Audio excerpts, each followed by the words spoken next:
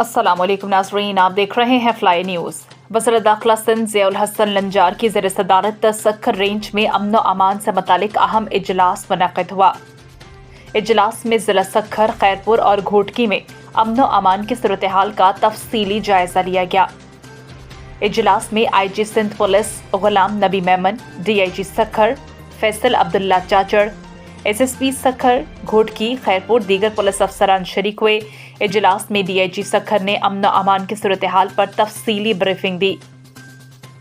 वज़ीर दाखिला सिंध ज़ियाउल हसन लंजार ने जराइम पेशा नासिर और डाकुओं के खिलाफ भरपूर और मौसर कार्रवाई की हिदायत दी। उन्होंने कहा कि कच्चे के इलाकों में डाकुओं के खिलाफ जारी ऑपरेशन को मज़ीद तेज किया जाए। जराइम पेशा अनासर के सहूलतकारों को भी कानून के कटहरे में लाया जाए। ज़ियाउल हसन लंजार ने हिदायत की कि पुलिस रेंज के तमाम अजला में इंटेलिजेंस बुनियादों पर टारगेटेड कार्रवाइयाँ की जाएँ। अवाम के जान माल का तहफ़्फ़ुज़ हुकूमत की अव्वलीन तरजीह है। अमन दुश्मन अनासर के खिलाफ ज़ीरो टॉलरेंस की पॉलिसी पर सख्ती से अमल किया जाए। सिंध के तमाम अजला को जराइम से पाक बनाने तक चैन से नहीं बैठेंगे।